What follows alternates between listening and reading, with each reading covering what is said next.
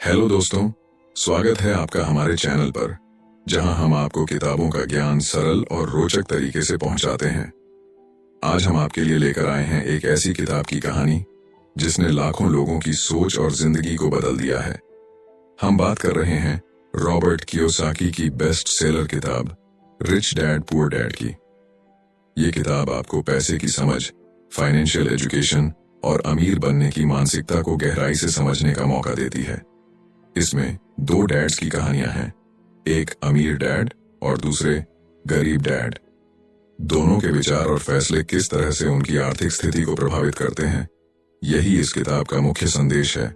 इस वीडियो में हम आपको रिच डैड पुअर डैड के 6 सबक, सबसे जरूरी सिद्धांत और प्रेरणादायक कहानियों को हिंदी में सरल शब्दों में समझाने जा रहे हैं। अगर आप अपनी आर्थिक जिंदगी को बेहतर बनाना चाहते हैं तो ये वीडियो आपके लिए एक गाइड की तरह काम करेगा। इसमें आप जानेंगे कि पैसा आपके लिए कैसे काम कर सकता है, संपत्ति और कर्ज में फर्क क्या होता है, क्यों फाइनेंशियल एजुकेशन आपके स्कूल के सिलेबस से ज्यादा जरूरी है, और अमीर लोग अपनी सोच से कैसे अमीर बनते हैं। यदि आपको वीडियो पसंद आए तो इसे लाइक और शेयर करें और हमारे चैनल को सब्सक्राइब करना ना भूलें, क्योंकि हमारा लक्ष्य है कि हम आपको वो ज्ञान दें जो आपकी जिंदगी को एक नई दिशा दे सके। चलिए अब बिना देरी के शुरू करते हैं इस अद्भुत सफर को और जानते हैं कि रॉबर्ट कियोसाकी की इस महान किताब ने हमें क्या सिखाया है। तो बात ऐसी है कि रॉबर्ट कियोसाकी, जो कि इस किताब के लेखक हैं, उनके 2 पिता थे। उनके एक पिता जो कि पढ़े लिखे और PhD होल्डर थे, मगर जिंदगी भर गरीबी रहे और गरीबी में ही मरे। इसीलिए ना रॉबर्ट उन्हें पुअर डैड कहते थे। वहीं उनके दूसरे पिता बहुत पढ़े लिखे तो नहीं थे, लेकिन काफी अमीर थे, इसीलिए रॉबर्ट उन्हें रिच डैड बुलाते थे। तो अब ये सोचने की बात है कि किसी भी इंसान के एक ही वक्त में 2 पिता कैसे हो सकते हैं। तो इसका जवाब यही है कि उनके गरीब पिता यानी कि रियल पिता का एक ही सपना था कि रॉबर्ट खूब मेहनत से पढ़ाई करने के बाद किसी बड़ी सी कंपनी में नौकरी करके अपने भविष्य को सुरक्षित कर ले। मगर रॉबर्ट के दूसरे पिता जो कि अमीर थे, वो एक्चुअली में रॉबर्ट के दोस्त माइक के पिता थे, और वो चाहते थे कि रॉबर्ट अपनी जिंदगी में कुछ चैलेंजेस को ले, क्योंकि सारे सबक सिर्फ स्कूल में ही नहीं सीखे जाते। कुछ सबक ऐसे होते हैं जिन्हें इंसान अपनी जिंदगी के तजुर्बों से ही सीखता है। तो स्कूली पढ़ाई सिर्फ आपको अच्छे ग्रेड्स तो दिला सकती है, लेकिन जिंदगी की पढ़ाई बहुत कुछ सिखाती है। बेशक पढ़ाई लिखाई की अपनी अहमियत है, मगर सिर्फ इसके भरोसे बैठ करके ही सब कुछ हासिल नहीं किया जा सकता। तो चलिए जानते हैं कि एग्जैक्टली हमें क्या करना है और कैसे करना है। उसके लिए पहला सबक कहता है कि अमीर लोग पैसे के लिए काम नहीं करते। सुनने में थोड़ा अजीब है, लेकिन इस लाइन को समझने के लिए ये कहानी आपकी काफी मदद करेगी। तो होता ऐसा है कि एक आदमी था जिसके पास एक गधा था। जब भी उसे अपने गधे से कुछ मेहनत करवानी होती थी तो वो एक गाजर को उसके सामने लटका देता था। उस गाजर को देखते ही गधा उसे खाने के लालच में काम करता चला जाता था। उसे बड़ी उम्मीद थी कि एक दिन वो उस गाजर तक पहुंच ही जाएगा। अभी उस आदमी के लिए तो एक अच्छी खासी तरकीब बन गई काम करवाने की, मगर बेचारे गधे को कभी भी वो गाजर नहीं मिल पाई। अब पूछिए क्यों? क्योंकि वो गाजर बस एक छलावा है। बहुत से लोग ठीक उस गधे की तरह ही होते हैं। वो मेहनत पर मेहनत के लिए चले जाते हैं, इस उम्मीद में कि एक दिन वो अमीर बन जाएंगे, मगर पैसा उनके लिए महज एक सपना बन के रह जाता है। इस सपने के पीछे भागने से आप उस तक कभी नहीं पहुंच सकते। तो पैसे के लिए काम करने की बजाय पैसे को अपने लिए काम करने दीजिए। जब आप अमीर बनना चाहते हैं तो सिर्फ पैसे कमाने के लिए काम ना करें, क्योंकि जिस तरीके से हम अमीर बनने की राह में कदम बढ़ाते हैं, हमारा डर और लालच हम पर हावी होने लगता है कि कहीं हम गरीब के गरीब ही ना रह जाएं। बस इसी डर से हम और ज्यादा मेहनत करने में जुट जाते हैं। फिर हमारा लालच हम पर हावी होने लगता है। हम उन सारी खूबसूरत चीजों की कल्पना करने लगते हैं जो पैसे से हासिल की जा सकती हैं। अब यही डर और लालच हमें ऐसे चक्कर में उलझा देता है जो कि कभी भी खत्म नहीं होता। तो हम अब और मेहनत करते हैं कि और ज्यादा कमा सके, और फिर हमारा खर्च भी उसी हिसाब से बढ़ने लगता है। तो इसी को अमीर डैड राइट रेस कहते हैं। अब इसका नतीजा ये हुआ कि हम पैसे कमाने के लिए हद से ज्यादा मेहनत करते हैं, खर्च करते हैं, और ये एक ट्रैप है। यानी कि ये एक जाल है और आपको लालच और डर का ये ट्रैप अवॉइड करना है, क्योंकि हम में से ज्यादातर लोग जो अमीर होना चाहते हैं वो इसी ट्रैप का शिकार हो जाते हैं। तो पैसे के पीछे मत भागिए, बल्कि पैसे को अपने पीछे भागने के लिए मजबूर कर दीजिए। आपकी नौकरी लगी है तो आप काम पर ये सोच करके मत जाइए कि हर महीने आपको एक पे चेक लेना है, क्योंकि वो पे चेक आपके सारे बिल्स मुश्किल से ही भर पाता है।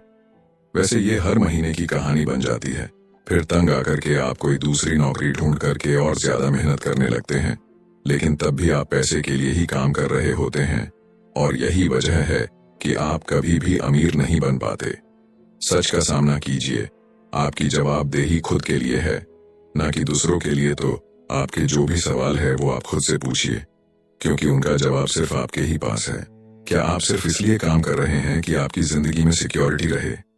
एक ऐसी नौकरी जहां से आपको निकाले जाने का कोई डर ना हो, या फिर आप सिर्फ 2 पैसे कमाने के लिए काम करते हैं और आपको लगता है कि एक दिन आप इस तरीके से अमीर हो जाएंगे? क्या बस यही आपको सेटिस्फाई करने के लिए काफी है? अगर आपका जवाब हाँ है, तो मुझे आपकी सोच पर बड़ा अफसोस है, क्योंकि आपने जो अमीर बनने का सपना देखा है ना, वो कभी पूरा नहीं होने वाला। आप हमेशा गरीबी में ही जिएंगे।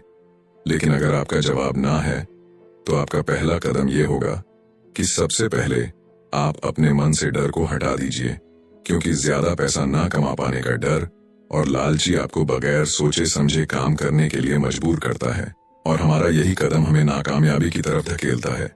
बेशक हम सबके अंदर डर और चाहत की भावना होती है, और ये नेचुरल है, लेकिन उन्हें खुद पर इतना हावी ना होने दीजिए कि हम उनके बस में होकर के उलटे सीधे फैसले लेने लग जाएं। बेहतर होगा कि हम जो भी करें पहले उसके बारे में खूब सोच लें। हमेशा दिल से नहीं बल्कि दिमाग से काम ले। हर सुबह अपने आप से पूछिए कि क्या आप उतना कर पा रहे हैं जितना कि आपको करना चाहिए? क्या आप अपनी पोटेंशियल का पूरा इस्तेमाल कर पा रहे हैं? आम लोगों की तरह सोचना छोड़ दीजिए, जो काम सिर्फ और सिर्फ पैसे के लिए करते हैं। ये सोचना छोड़ दीजिए कि मेरा बॉस कम पैसे देता है, मुझे ज्यादा मिलना चाहिए, मैं ना इससे ज्यादा कमा सकता हूँ। एक बात याद रखिए, आपकी परेशानियों के लिए सिर्फ आप जिम्मेदार हैं, कोई और नहीं। बॉस अगर आपकी सैलरी को नहीं बढ़ा रहा है तो उसे इल्जाम मत दीजिए। जब आप खुद की प्रॉब्लम्स की जिम्मेदारी लेते हैं तो सिर्फ आप ही उसका हल निकाल सकते हैं। और यही वो पहला सबक और पहला प्रिंसिपल है जो कि आमिर डैड ने रॉबर्ट को सिखाया। इस सबक का एक पार्ट ये भी था कि अमीर डैड ने उन्हें एक कन्वीनियंस स्टोर में काम करने पर लगा दिया। उन्हें इस काम के कोई पैसे नहीं मिले, वो बस काम करते रहे, और इसका फायदा ये हुआ कि वो अपने दिल से काम में लगे रहे, और इस दौरान कई नए आइडियाज उनके दिमाग में आते रहे। पैसे को अपने पीछे कैसे भगाया जाए, इस बारे में उन्हें कई विचार मिले। उन्होंने देखा कि उस स्टोर की क्लर्क कॉमिक्स बुक के फ्रंट पेज को 2 हिस्सों में फाड़ देती थी। आधा हिस्सा वो रख लेती और आधा हिस्सा फेंक देती थी, तो देर शाम में स्टोर में एक डिस्ट्रीब्यूटर आया करता था। वो कॉमिक्स बुक्स के ऊपरी आधे हिस्से को क्रेडिट के लिए लेता, पर बदले में नई कॉमिक्स बुक्स दे जाया करता। तो एक दिन उन्होंने उस डिस्ट्रीब्यूटर से पूछा कि क्या वो पुरानी कॉमिक्स बुक्स ले सकते हैं। वो इस शर्त पर मान गया कि वो उन कॉमिक्स को बेचेंगे नहीं। ये उनके दिमाग में बिजनेस का एक नया आइडिया था। उन्होंने वो पुरानी कॉमिक्स बुक्स अपने दोस्तों और बाकी बच्चों को पढ़ने के लिए किराए पर देनी शुरू कर दी। बदले में वो हर किताब का 10 सेंट किराया वसूल करते थे। हर किताब सिर्फ 2 घंटे के हिसाब से पढ़ने के लिए दी जाती थी, तो असल मायनों में वो उन्हें बेच नहीं रहे थे। उन्हें उस गैराज पर काम भी नहीं करना पड़ा जहां से वो कॉमिक्स किराए पर देते थे। उन्होंने माइक की बहन को काम पर रखा, जिसके लिए उसे हर हफ्ते $2 दिया जाता। तो एक ही हफ्ते में उन्होंने $9.5 कमाए, और इस तरह उन्होंने सीखा कि पैसे को खुद के लिए काम करने दो, न कि आप पैसे के लिए काम करो। तो इसी के साथ अब आगे है दूसरा सबक, जो कहता है कि फाइनेंशियल लिटरेसी क्यों सिखाई जाए। कहने का मतलब यह है कि 1923 यानी कि 1923 में एज वाटर बीच होटल शिकागो में एक मीटिंग हुई। दुनिया के बहुत से लीडर और बहुत ही अमीर बिजनेसमैन इस मीटिंग का हिस्सा बने। इनमें से थे एक बहुत ही बड़ी स्टील कंपनी के मालिक चार्ल्स शवाब और सैमुअल इंसुल, जो कि उस वक्त की लार्जेस्ट यूटिलिटी प्रेसिडेंट थे, और बाकी कई और भी बड़े बिजनेसमैन। तो इस मीटिंग के 25 साल बाद इनमें से कई लोग गरीबी से मरे, कुछ ने खुदकुशी कर ली, और भी कईयों ने तो अपना दिमागी संतुलन तक खो दिया था। तो असल बात यह है कि लोग पैसे कमाने में इतने मशगूल हो जाते हैं कि वो ये खास बात सीखना भूल जाते हैं कि पैसे को रखा कैसा जाए। आप चाहे जितना मर्जी पैसा कमा लें, उसे बनाए रखना असली बात है। और अगर ये हुनर आपने सीख लिया तो अब किसी भी आड़े टेढ़े हालात, जो अक्सर कहा जाता है कि कोई इमरजेंसी आ गई या कोई अड्डी आ गई या कोई बुरा वक्त आ गया, तो आप उसका सामना आसानी से कर लेंगे। या हो सकता है कि अगर आप ठीक तरीके से प्लानिंग करें तो बुरा वक्त आए ही ना। वैसे लॉटरी में मिलियन जीतने वाले लोग कुछ सालों तक तो मजे से जीते हैं, मगर फिर वापस उसी पुराने हालात में पहुंच जाते हैं। तो अधिकतर लोगों के सवाल होते हैं कि अमीर कैसे बने या अमीर बनने के लिए क्या करें। इन सवालों के जवाब से अधिकतर लोगों को निराशा ही होती है, मगर इसका सही जवाब होगा कि पहले आप फाइनेंशियल लिटरेट बनना सीखें। देखिए, अगर आपको एम्पायर स्टेट बिल्डिंग खड़ी करनी है तो सबसे पहले आपको एक गहरा खड्डा खोदना पड़ेगा, फिर उसके लिए एक मजबूत नींव रखनी पड़ेगी। लेकिन अगर आपको एक छोटा सा घर बनाना हो तो एक 6 इंच कंक्रीट स्लैब डाल करके भी आपका काम चल जाएगा। मगर अफसोस तो इसी बात का है कि हम में से ज्यादातर लोग 6 इंच स्लैब पर एक एम्पायर स्टेट बिल्डिंग खड़ी करना चाहते हैं, और वो ऐसा करते भी हैं तो जाहिर सी बात है कि बिल्डिंग टूटेगी ही टूटेगी। गरीब डैड रॉबर्ट से बस यही चाहते थे कि वो खूब पढ़ाई करे, लेकिन अमीर डैड उसे फाइनेंशियली लिटरेट बनाना चाहते थे। ज्यादातर स्कूल सिस्टम बस घर बनाना सिखाते हैं, मजबूत फाउंडेशन नहीं। स्कूली शिक्षा और पढ़ाई की अपनी अहमियत है, मगर असल जिंदगी में यही सब कुछ नहीं है। और इसी के साथ आगे है तीसरा सबक, जो कि कहता है कि लायबिलिटीज और एसेट्स के बीच में फर्क समझे और हमेशा एसेट्स खरीदे। वैसे सुनने में ये बड़ी आसान सी बात लगती है ना, लेकिन यही एक नियम है जो आपको अमीर बनाने में मदद करेगा। अक्सर गरीब और मिडिल क्लास लोग लायबिलिटीज को यानी कि जिम्मेदारियों को एसेट्स समझ लेते हैं, यानी कि अपनी संपत्ति समझ लेते हैं। मगर अमीर जानता है कि असल में एसेट्स होते क्या हैं, और वो वही खरीदता है अमीर डैड। किस यानी कि KISS किस प्रिंसिपल में यकीन रखते हैं, जिसका मतलब है कीप इट सिंपल स्टूपिड। उन्होंने लेखक और उसके दोस्त माइक को यही सिंपल बात सिखाई, जिसकी बदौलत वो इतनी मजबूत फाउंडेशन रखने में कामयाब रहे। इसी की यही सिंपल बात है कि लायबिलिटीज यानी कि अपनी जिम्मेदारियों और एसेट्स यानी कि संपत्ति के बीच में फर्क को समझे और एसेट्स खरीदे। लेकिन अगर ये इतना ही सिंपल है तो हर आदमी अमीर होता है ना। मगर यहाँ पर मामला उल्टा है। ये एक्चुअली में इतना सिंपल है कि हर कोई इस बारे में सोचता तक नहीं है। लोगों को लगता है कि उन्हें लायबिलिटीज और एसेट्स के बीच में फर्क पता है, मगर उन्हें सिर्फ लिटरेसी के बारे में मालूम है, फाइनेंशियल लिटरेसी के बारे में नहीं। मतलब ये कि इनकम स्टेटमेंट को प्रॉफिट और लॉस का स्टेटमेंट मानकर चलना चाहिए। इसका सिंपल सा मतलब है कि इनकम यानी कि आपके पास कितना पैसा आया, और एक्सपेंस यानी कि आपके पास से कितना पैसा खर्च हुआ। बैलेंस शीट एसेट्स और लायबिलिटीज के बीच बैलेंस बताती है। बहुत से पढ़े लिखे अकाउंटेंट को भी ये पता नहीं होता है कि आखिर बैलेंस शीट और इनकम स्टेटमेंट कैसे एक दूसरे से जुड़े हैं। और अगर हम इस बात को समझना चाहें तो एसेट्स वो चीजें होती हैं जो आपके लिए पैसे कमाने का काम करती हैं। मान लीजिए आप कोई घर खरीद करके उसे किराए पर देते हैं, तो उसी किराए से आप वो लोन भी चुका सकते हैं जो आपने घर खरीदने के लिए लिया था। अब घर भी आपका हुआ और उससे मिलने वाला किराया भी। इसके उलट लायबिलिटीज आपकी जेब से पैसे खर्च करवाती है, जैसे कि घर खरीद करके उसमें रहने से आपको कोई किराया नहीं मिलने वाला। तो अब आप समझ गए होंगे कि अगर अमीर बनना है तो एसेट्स खरीदिए, और गरीब ही रहना है तो लायबिलिटीज। अमीर लोगों के पास ज्यादा पैसा इसलिए होता है कि वो इस KISS keep it simple stupid principle पर यकीन करते हैं। वहीं दूसरी तरफ गरीब लोग इस प्रिंसिपल को ठीक से समझ ही नहीं पाते। इसीलिए इस बात पर जोर दिया जा रहा है कि सिर्फ लिटरेट नहीं बल्कि फाइनेंशियल लिटरेट बनिए। सिर्फ नंबर से कुछ नहीं होता। फर्क तो तब पड़ता है जब आप अपनी कहानी खुद लिखे। अधिकतर परिवारों में देखा गया है कि जो मेहनती होता है उसके पास पैसा भी ज्यादा होता है, मगर उसका फायदा क्या?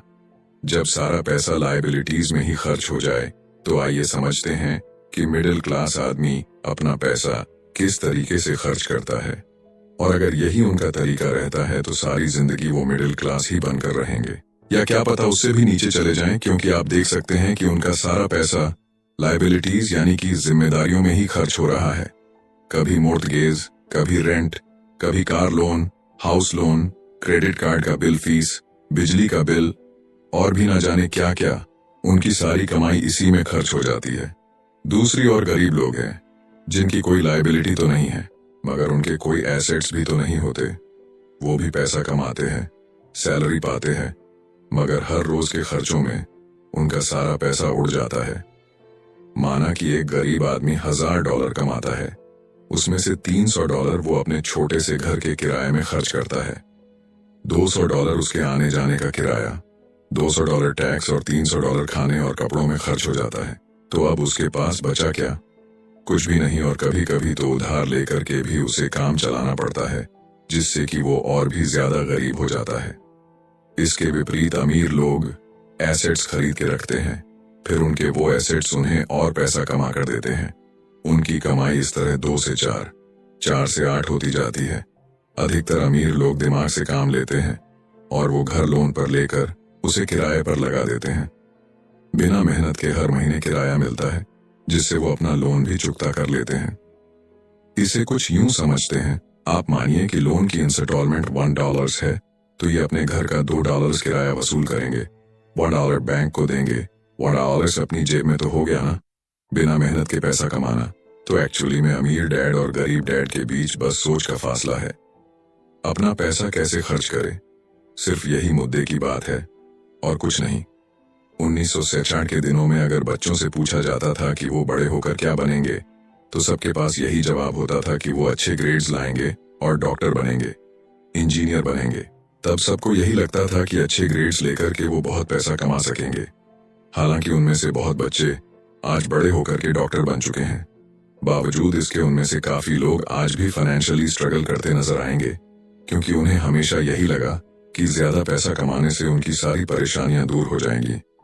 मगर आज के दौर में ऐसा नहीं है। आज बहुत से बच्चे फेमस एथलीट बनना चाहते हैं, या फिर सीईओ, या फिर कोई मूवी स्टार या रॉक स्टार, क्योंकि उन्हें पता है कि सिर्फ अच्छी पढ़ाई और अच्छे ग्रेड्स के भरोसे बैठ करके वो करियर में सक्सेस नहीं पा सकते। आजकल फाइनेंशियल नाइटमेयर बहुत आम हो गया है। अक्सर नए शादीशुदा जोड़े ये सोचते हैं कि उनकी सैलरी अब डबल हो जाएगी, क्योंकि दोनों जने कमा रहे हैं। एक छोटे से घर में रहते हुए वो अब बड़े घर के सपने देखते हैं, इसीलिए वो पैसा बचाना शुरू कर देते हैं। इसकी वजह से उनका सारा ध्यान सिर्फ अपना कैरियर बनाने पर होता है। उनकी कमाई बढ़ने लगती है तो जाहिर है उसी हिसाब से खर्चे भी बढ़ेंगे। तो मुद्दा मामला ऐसा है कि अब जब आप फाइनेंशियल लिटरेट हुए बिना पैसा बनाते हैं या बिना सोचे समझे उसे खर्च करते हैं, तो होता यह है कि आप पहले से भी ज्यादा खर्चा करने लगते हैं। ये एक ऐसा चक्कर है जो फिर से चलता ही रहता है। नई जोड़े ने अब इतना पैसा कमा लिया है कि वो एक बड़ा घर खरीद सके। उन्हें तो यही लगेगा कि वो अब थोड़े अमीर हो गए हैं, मगर असलियत तो ये है कि बड़े घर के साथ उन्होंने नई लायबिलिटीज भी खरीद ली है। उनके कैश फ्लो में अब प्रॉपर्टी टैक्स का खर्च बढ़ गया है। अब उन्हें एक नई गाड़ी भी चाहिए, फर्नीचर भी चाहिए, सब कुछ नया। उनकी लायबिलिटीज बढ़ती ही चली जा रही है और ज्यादातर होता यही है कि इनकम के साथ साथ खर्चे भी बढ़ने लगते हैं।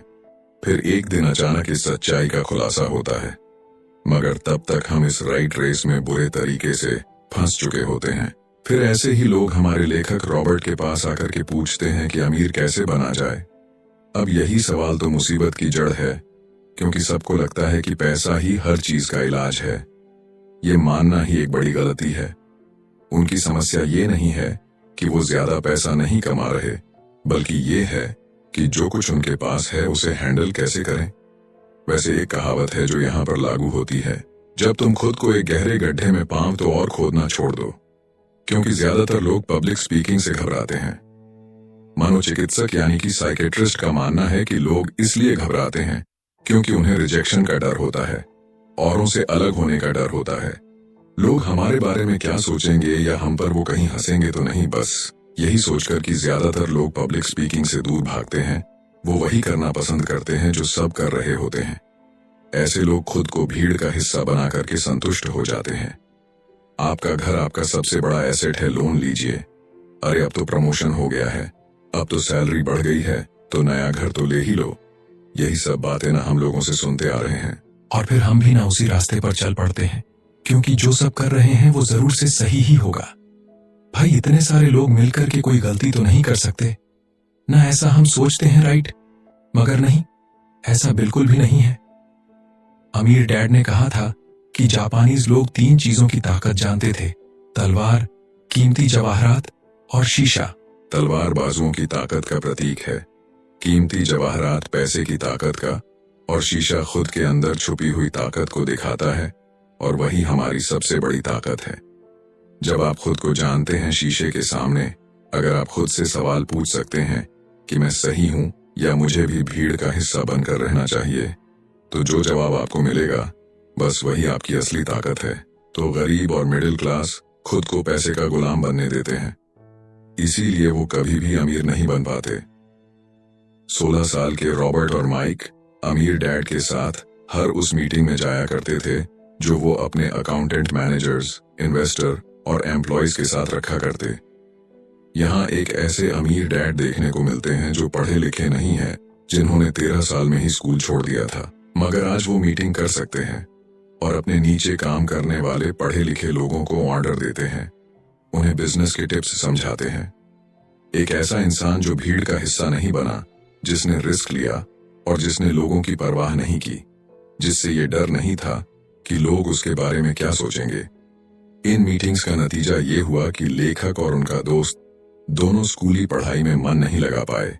जब भी उनकी टीचर कोई काम देती थी, उन्हें रूल्स के हिसाब से करना होता था, तो उन्हें एहसास हुआ कि स्कूली पढ़ाई किस तरीके से बच्चों की प्रतिभा को निखरने नहीं देती, उसे दबा देती है, उनकी क्रिएटिविटी को मारकर उन्हें एक सांचे में ढालकर इस समाज का एक मशीनी हिस्सा भर बना देती है। और उन्हें टीचर की इस बात से भी इनकार था कि अच्छे ग्रेड्स लाकर के ही सक्सेसफुल और अमीर बना जा सकता है। वैसे एक दिन रॉबर्ट की अपने गरीब डैड से बहस हो गई। उनके पिता का मानना था कि उनका घर उनके लिए सबसे बेस्ट इन्वेस्टमेंट है, मगर वो एक रेड रेस में भाग रहे थे। उनकी इनकम और खर्चे बराबर ही थे, उन्हें पूरा करने के लिए उनके पास एक पल की भी फुर्सत नहीं थी। यही बात रॉबर्ट उन्हें समझाना चाह रहे थे कि उनके पिता के लिए वो घर एसेट नहीं बल्कि लायबिलिटी है। घर पर उनके पैसे खर्च हो रहे थे, बदले में मिल कुछ नहीं रहा था। ये बात उनके गरीब डैड नहीं समझ पा रहे थे। तो बस यही फर्क था गरीब और अमीर डैड के बीच में। खैर, उनकी बहस तो चलती रही। उन्होंने अपने गरीब पिता को बताया कि अधिकतर लोगों की जिंदगी लोन चुकाने में ही निकल जाती है। जिस घर को वो खरीदते हैं उसके लिए वो 30 साल तक लोन भरते हैं, फिर एक और बड़ा घर लेते हैं और अपना लोन रिन्यू कराते हैं। अब घर की कीमत भी उसी हिसाब से बढ़ेगी या नहीं, ये निर्भर करता है। कुछ लोग ऐसे भी हैं जिन्होंने घर खरीदने के लिए एक बड़ी रकम ली थी, जितनी घर की कीमत नहीं थी उससे ज्यादा कर्ज उनके सर पर चढ़ गया। इसका सबसे बड़ा नुकसान लोगों को ये होता है कि वो बाकी जगह इन्वेस्टमेंट नहीं कर पाते, क्योंकि उनका सारा पैसा उस घर पर लगा है। उन्हें कभी इन्वेस्टमेंट करने का मौका ही नहीं मिल पाता और ना ही वो इस बारे में कुछ सीख पाते हैं, और इसी तरीके से कई एसेट्स उनके हाथों से निकल। अगर इसके बदले लोग सिर्फ एसेट्स पर ध्यान दें तो उनका फ्यूचर कहीं ज्यादा बेहतर हो सकता है। अब उदाहरण के लिए रॉबर्ट की पत्नी के पेरेंट्स एक बड़े से घर में शिफ्ट हो गए। उनका सोचना था कि अपने लिए बड़ा और नया घर लेना एक सही फैसला है, क्योंकि बाकियों की तरह उन्हें भी घर लेना एक एसेट्स लगता था। अगर वो ये जान करके हैरान रह गए कि उस घर का प्रॉपर्टी टैक्स $1000 था, ये उनके लिए बहुत ही बड़ी कीमत थी, और क्योंकि वो रिटायर हो चुके थे तो इतना पैसा टैक्स के रूप में भरना उनके रिटायरमेंट बजट के बाहर था।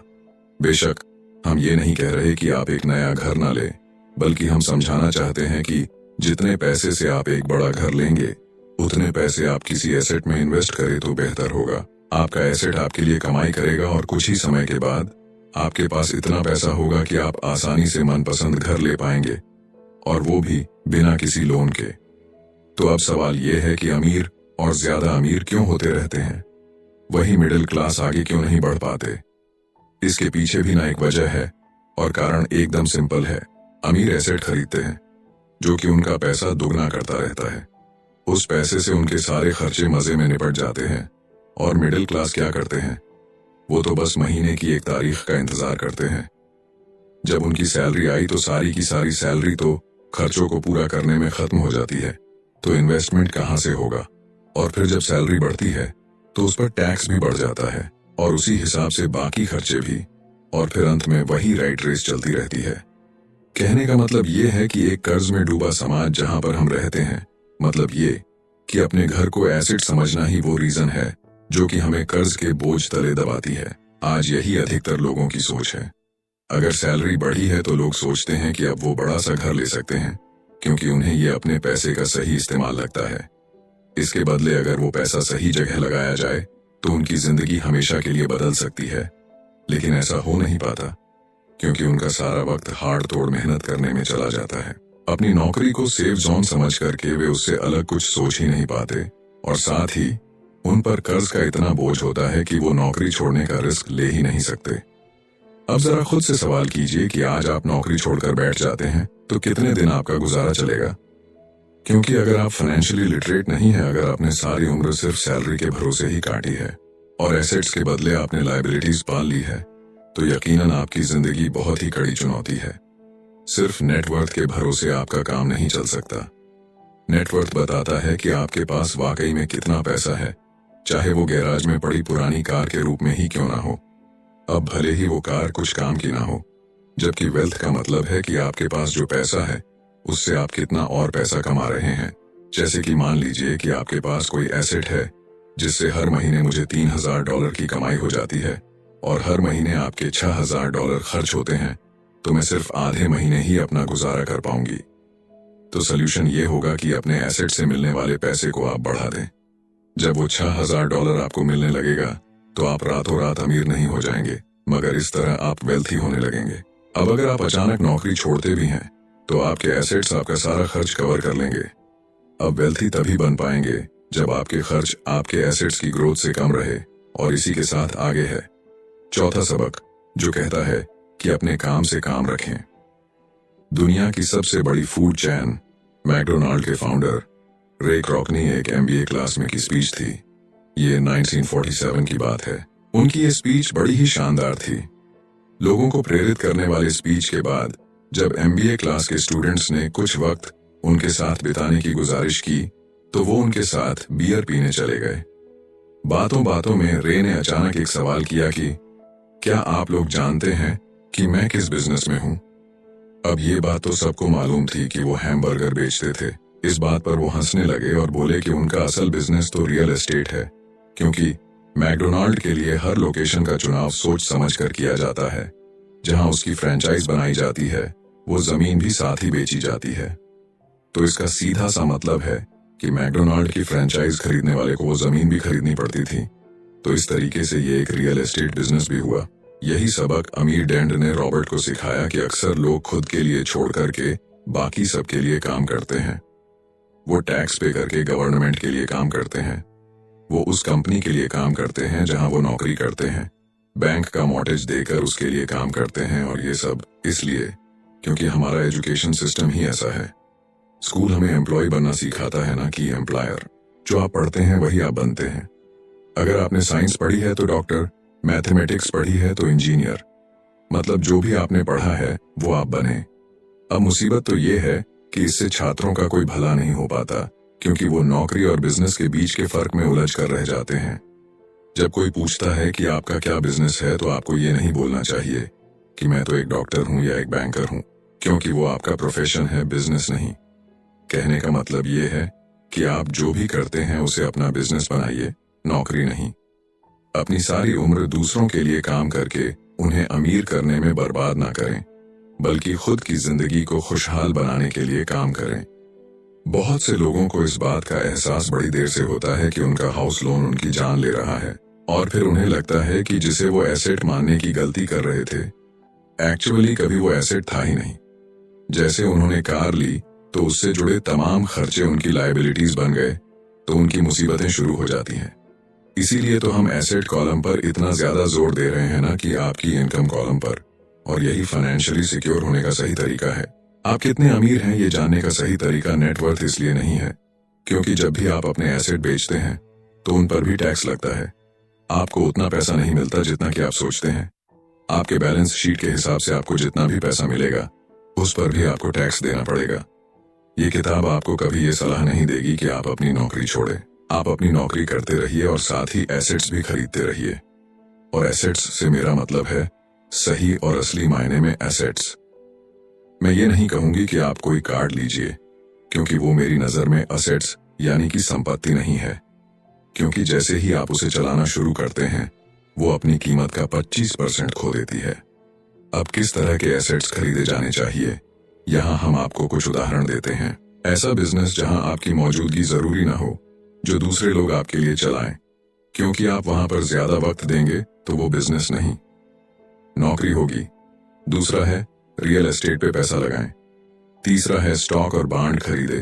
तो जब एसेट खरीदे तो अपनी पसंद की चीजों पर पैसा लगाएं, क्योंकि आपका मन होगा तभी आप उस पर ध्यान दे पाएंगे। अगर उसमें आपकी रुचि होगी तो आप उसे बेहतर समझ पाएंगे। रॉबर्ट को रियल एस्टेट और स्टॉक्स में रुचि थी, खासकर छोटी कंपनीज में इन्वेस्ट करना। अपने अमीर डैड की सलाह पर उसने अपनी नौकरी कभी नहीं छोड़ी। वो जॉब करता रहा, साथ ही अपने एसेट कॉलम को बड़ा और मजबूत बनाता चला गया। एक पैसा भी जो आप कमाते हैं उसे बेकार न जाने दें। अपने पैसे को अपना गुलाम मानकर चलिए, जो कि आपके लिए काम करे। आप लग्जरी खरीदना चाहते हैं, शौक से खरीदे, कोई बड़ी बात नहीं, मगर ये ना भूले कि अमीर और मिडिल क्लास में यही सोच का फर्क है। जहां मिडिल क्लास पैसा आते ही पहले लग्जरी में खर्च करेगा, वहीं अमीर आदमी उसे अंत में खरीदेगा। और इतना समझ लेने के बाद अब अगले सबक में आप अमीर लोगों के सबसे बड़े सीक्रेट के बारे में जानेंगे। तो 5वां सबक कहता है कि अमीर पैसा इन्वेंट करते हैं। अलेक्जेंडर ग्राहम बेल ने टेलीफोन इन्वेंट करने के बाद उसे पेटेंट कर दिया था। इनका बिजनेस बढ़ा और संभालने में मुश्किल होने लगी तो वो वेस्टर्न यूनियन गए और उन्हें अपना पेटेंट और छोटी सी कंपनी $1,00,000 में बेचने की पेशकश की। उस वक्त की वेस्टर्न यूनियन के प्रेसिडेंट ने पेशकश को ठुकरा दिया। उन्हें ये दाम कुछ ज्यादा ही लग रहे थे और फिर उसके बाद एक बड़ी कंपनी AT&T का जन्म हुआ। रॉबर्ट 1984 से प्रोफेशनल तौर पर पढ़ा रहे हैं। एक चीज जो हजारों लोगों को पढ़ाने के बाद उन्होंने जानी तो वो ये कि उन सब लोगों में पोटेंशियल था, बल्कि हर एक इंसान में पोटेंशियल है जो कि हमें महान बना सकती है। इसके बावजूद जो हमें रोकता है वो है खुद पर डाउट रखना। स्कूल छोड़ने के बाद हमें पता चलता है कि जिंदगी में आगे बढ़ने के लिए सिर्फ ग्रेड्स ही काफी नहीं होते। जैसे सिर्फ स्मार्ट लोग ही आगे नहीं बढ़ते, बल्कि वे बढ़ते हैं जो कि बोल्ड भी होते हैं।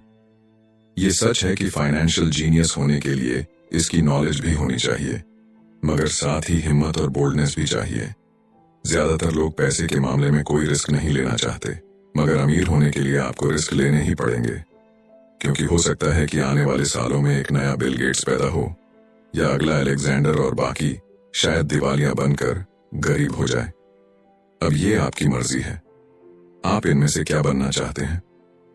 अगर आप अपना फाइनेंशियल IQ बढ़ाते हैं तो बहुत कुछ हासिल कर सकते हैं, और अगर नहीं तो आने वाले साल और भी डरावने हो सकते हैं, क्योंकि हर पुराना जाता है तो नया आता है। तो जो आज है वही सबसे खुशहाल वक्त है। आज के दौर में लोग ज्यादा फाइनेंशियली स्ट्रगल कर रहे हैं क्योंकि उनकी सोच अभी भी पुरानी है। फिर वे अपनी गलती ना मानकर या तो अपने बॉस को इल्जाम देंगे या नई टेक्नोलॉजी को। जो कभी कल के दौर में एसेट था वही आज लायबिलिटी बन चुका है, तो आपको अपडेट रहने की जरूरत है। रॉबर्ट ने एक गेम डिजाइन किया जिसे वो कींच फ्लो कहते हैं। ये लोगों को सिखाता है कि पैसा कैसे काम करता है, अमीर बनने की राह क्या है और राइट रेस से बाहर कैसे निकले। ये सारी चीजें इस गेम से समझाने की कोशिश की गई है। एक दिन एक औरत आई। गेम खेलने के दौरान उसने एक बोर्ड कार्ड जीता, जिसका मतलब था कि उसने उस गेम में एक बोर्ड जीती। वो औरत बड़ी खुश हुई, मगर जब उसे पता चला कि वोट लेने के लिए तो उसे एक बड़ी रकम टैक्स भरनी होगी, तो उसकी खुशी गायब हो गई। वो वोट उसके लिए अब एसेट नहीं बल्कि लायबिलिटी बन गई। उसे पता चला कि ऐसे तो ये वोट उसकी जान ही ले लेगी। उसे ये आइडिया समझ में ही नहीं आया और रिफंड की मांग की। उसे उसके पैसे वापस मिल गए और वो चली गई, मगर बाद में उसने फोन करके बताया कि उसे अब गेम का आइडिया कुछ समझ में आने लगा था। वो उस गेम से अपनी लाइफ को जोड़ करके देख पा रही थी। पैसा कैसे काम करता है, इस बात को समझ ना पाने की वजह से उसका गुस्सा जायज था। हम भी अक्सर यही करते हैं, जो बात हमारी समझ से परे होती है उस पर गुस्सा आता है और हम जिंदगी की हर परेशानी के लिए उसे ब्लामे करना शुरू कर देते हैं। मगर अगर ठंडे दिमाग से सोचे तो ये तरीका एकदम गलत होगा। बेहतर होगा कि हम उन्हें समझने की कोशिश करें, तो गेम ऑफ लाइफ जीत सकते हैं। बहुत से लोग कैश फ्लो गेम में खूब पैसा जीतते हैं, फिर उन्हें समझ ही नहीं आता कि उस पैसे का क्या करें, तो वो हैरान होने लगते हैं। इसकी वजह है उनकी पुरानी सोच जो आगे नहीं बढ़ने देती, और फिर वो बाद में सारा पैसा ही हार बैठते हैं। कुछ लोग कहते हैं कि वे हार गए क्योंकि उनके पास सही पत्ते नहीं थे। बहुत से लोग इस तरह जिंदगी में सही मौकों की तलाश में बैठे रहते हैं। कुछ लोग तो सही मौका मिलता भी है तो उसका फायदा नहीं उठा पाते क्योंकि वो कहेंगे कि उनके पास पैसा ही नहीं था। अब कुछ ऐसे भी होते हैं जिन्हें पैसा और मौका दोनों मिले, फिर भी वो कुछ हासिल नहीं कर पाए क्योंकि एक्चुअली में वो समझ ही नहीं पाए कि ये एक अपॉर्चुनिटी है। फाइनेंशियल इंटेलिजेंस का मतलब है कि आप पैसे को लेकर कितने क्रिएटिव हो सकते हैं। अगर आपको मौका मिलता है तो बगैर पैसे के आप क्या करेंगे, और अगर पैसा है मगर मौका नहीं तो उस सूरत में आप क्या करेंगे। ये सब आपकी फाइनेंशियल इंटेलिजेंस पर निर्भर करता है। ज्यादातर लोग इस बात का एक ही सोल्यूशन जानते हैं कि खूब मेहनत करके खूब पैसा कमाया जाए, लेकिन आपको सीखना है कि अपने लिए मौका कैसे पैदा किया जाए, न कि उसके इंतजार में बैठे रहे। सबसे खास बात अमीरों की जो है वो ये है कि उन्हें पता है कि पैसा असली चीज नहीं है। असली चीज है इसका सही मतलब जानना, ये जान लेना कि जो हमें चाहिए वो हम इससे बना सकते हैं। हमारा दिमाग हमारे लिए सबसे बड़ा एसेट होता है। यही हमें सुपर रिच बना सकता है या सुपर पुअर, निर्भर करता है कि हम कैसे इसका इस्तेमाल करें। जो लोग सफल हैं उनके साथ कदम मिलाकर चलना है, तो आपको ये सीखना पड़ेगा कि पैसा बढ़ाने की चाहत को खुद के अंदर कैसे पैदा करें। आपको अपने सबसे बड़े एसेट यानी कि आपके दिमाग को इन्वेस्ट करने की जरूरत है। आपको फाइनेंशियली इंटेलिजेंट होना पड़ेगा। तो आइए इसे हम समझते हैं एक उदाहरण से। 1990 के दशक में एरिज़ोना और फिनिक्स के आर्थिक हालात बुरे चल रहे थे। वहां के लोगों को हर महीने $100 बचाने की सलाह दी जा रही थी। बुरे वक्त के लिए पैसा बचाने का विचार कुछ हद तक सही भी है, मगर उस पैसे का क्या फायदा जो आप जमा करते जाते हैं। इससे तो अच्छा है कि उनका कुछ हिस्सा इन्वेस्ट किया जाए जो कि आगे चलकर आपको फायदा दे। खैर, बात करते हैं एरिज़ोना और फिनिक्स के लोगों की जो आर्थिक तंगी झेल रहे थे। ऐसे में इन्वेस्टर को ये एक बढ़िया मौका लगा। लोग जो अपनी प्रॉपर्टी अपने पौने दामों में बेच रहे थे उसे कई इन्वेस्टर्स ने हाथों हाथ खरीद लिया। रॉबर्ट ने भी $75,000 की कीमत वाला एक घर सिर्फ $20,000 में खरीद लिया। इसके बाद उन्होंने अर्टोनी के ऑफिस में एक ऐड दिया, $75,000 वाला घर सिर्फ $60,000 में। बस इसे लेने के लिए ग्राहक टूट पड़े। रॉबर्ट का फोन बजना बंद ही नहीं हो रहा था कि ये पैसा उनको उस एसेट से मिलने जा रहा था जो उन्होंने प्राइमरी नोट के रूप में ग्राहक से लिया था, और उन्हें ये पैसा कमाने में केवल 5 घंटे लगे। उन्होंने जो $40,000 इन्वेंट करे वो उनके एसेट कॉलम से क्रिएट हुए थे, और बगैर टैक्स के उन्होंने अचानक ही मिले एक मौके का फायदा उठाकर ये पैसा क्रिएट अपने इनकम कॉलम में ऐड कर लिए। कुछ सालों के बाद ही उनके इस बिजनेस ने इतना पैसा क्रिएट किया कि उनकी कंपनी की कार, गैस, इंश्योरेंस, क्लाइंट के साथ डिनर, ट्रिप और बाकी चीजें सब कवर हो गईं। जब तक गवर्नमेंट उन खर्चों पर टैक्स लगाती, इनमें से ज्यादातर चीजें प्री टैक्स एक्सपेंसेस में खर्च हो चुकी थीं। कुछ सालों के बाद ही जो घर $60,000 में बिका था अब वो $1,10,000 का था।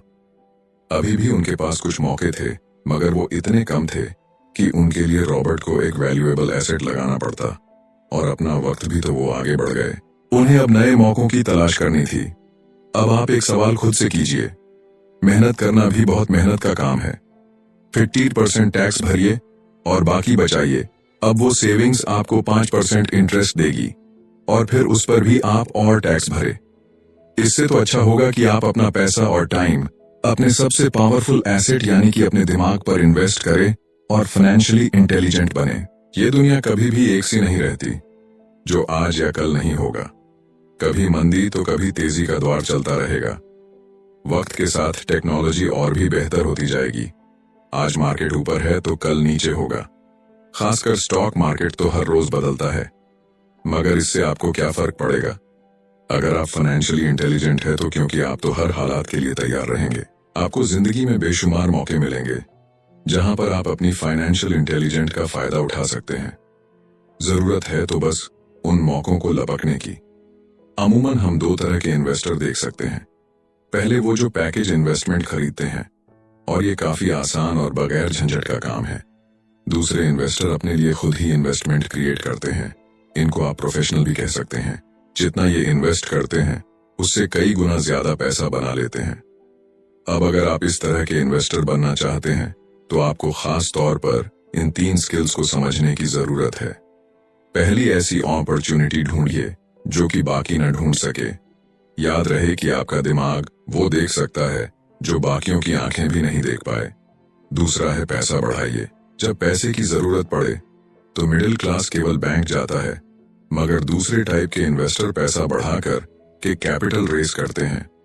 उन्हें हमेशा बैंक की जरूरत नहीं पड़ती। और आगे ये तीसरा, स्मार्ट लोगों को ऑर्गेनाइज कीजिए। इंटेलिजेंट लोग वो होते हैं जो अपने से ज्यादा स्मार्ट लोगों के साथ मिलकर के काम करते हैं। इसीलिए इन्वेस्ट करने से पहले अपने इन्वेस्टमेंट एडवाइजर को चुनें। मुझे मालूम है कि ये सब आपके लिए कुछ ज्यादा है, मगर इसके रिवॉर्ड्स तो बड़े ही शानदार हैं। जिंदगी में रिस्क बहुत है, लेकिन उन्हें हैंडल करना सीख करके ही आप अमीर बन पाएंगे। और इसी के साथ आगे है 6वां सबक, सीखने के लिए काम करें, पैसे के लिए नहीं। तो बात ऐसी है कि एक बार एक जर्नलिस्ट ने रॉबर्ट का इंटरव्यू लिया था। रॉबर्ट उसके आर्टिकल पहले भी पढ़ चुके थे और उस जर्नलिस्ट के लिखने के स्टाइल से बहुत ही प्रभावित थे। इंटरव्यू जब पूरा हुआ तो उस जर्नलिस्ट ने रॉबर्ट को बताया कि वो एक मशहूर लेखिका बनकर उनकी ही तरह एक दिन फेमस होना चाहती है। तो रॉबर्ट ने उनसे पूछा, तो ऐसा क्या है जो उन्हें मशहूर होने से रोक रहा है? इस सवाल के जवाब में उस जर्नलिस्ट ने कहा, उनकी जॉब आगे नहीं बढ़ पा रही है। इस पर रॉबर्ट ने सुझाव दिया कि उस जर्नलिस्ट को कोई सेल्स क्लास ज्वाइन कर लेनी चाहिए। जर्नलिस्ट ने बताया कि उनकी एक दोस्त उन्हें पहले ही ये ऑफर दे चुकी है, मगर उन्हें ये छोटा काम लगता है। वो ये भूल गई थी कि रॉबर्ट खुद कभी सेल्स स्कूल जा चुके थे। तो इस बात का पॉइंट ये है कि अगर आपके पास कोई टैलेंट है जिसके दम पर आप कुछ पैसा कमाना चाहते हैं, तो आपका टैलेंट काफी नहीं होगा, क्योंकि उस टैलेंट को कैसे भुनाया जाए जब तक आप ये बात नहीं जानते, आपका टैलेंट यूं ही बेकार है। जब तक आप उसे लोगों के सामने पेश करने का हुनर नहीं सीख जाते, आप कुछ नहीं कमा सकते। तो बेचने की कला सीखने में कोई शर्म की बात नहीं है। किसी भी सेल्समैन को इसके लिए शर्मिंदा नहीं होना चाहिए। एक तो सबसे बड़ा फर्क अमीर डैड और गरीब डैड के बीच में था। वो ये है कि गरीब डैड हमेशा नौकरी की चिंता करते थे कि जॉब हमेशा सिक्योर रहे, क्योंकि एक सेफ जॉब ही उनके लिए सब कुछ थी। जबकि अमीर डैड हमेशा सिर्फ और सिर्फ कुछ सीखने पर जोर देते थे। अमीर बनने के लिए आपको बहुत कुछ सीखना पड़ेगा। इसके अलग पहलू को देखें तो स्कूल हमें रिवॉर्ड करते हैं किसी एक ही खास चीज में महारत के लिए। इसका एक उदाहरण देखिए, जब डॉक्टर मास्टर की डिग्री लेते हैं तो उसके बाद किसी एक स्पेशल फील्ड में डॉक्टरेट करते हैं, जैसे कि पीडियाट्रिक या कुछ और। मतलब एक छोटे से विषय पर उन्हें बहुत पढ़ना पड़ता है उस फील्ड में महारत के लिए, और यही उनका रिवॉर्ड होता है। ऐसे ही बहुत कुछ जानने के लिए जो थोड़ा बहुत आप सीखते हैं, वो नॉलेज तभी आएगी जब आप अलग अलग कंपनीज के लिए काम करेंगे, दुनिया की अलग अलग चीजों को जाएंगे, चीजें कैसे काम करती है, ये सभी बातें अनुभव करेंगे, तभी आपकी नॉलेज बढ़ेगी। शायद यही वजह थी कि अमीर डैड छोटे रॉबर्ट और माइक को अपने साथ लेकर जाते थे जब वे अपने डॉक्टर, अकाउंटेंट्स, लॉयर या किसी प्रोफेशनल से मिलने जाते। जब रॉबर्ट ने मैरिन कॉर्प्स ज्वाइन करने के लिए अपनी हाई पेइंग जॉब छोड़ी, तो उसके गरीब मगर पढ़े लिखे पिता समझ नहीं पा रहे थे कि रॉबर्ट ने ऐसी शानदार नौकरी क्यों छोड़ी। वे गलत तरह से इस फैसले से सख्त निराश हुए। रॉबर्ट ने उन्हें समझाने की हर मुमकिन कोशिश की कि उनका ऐसा करना क्यों जरूरी था, मगर उन्हें तो ये बात हजम ही नहीं हो रही थी।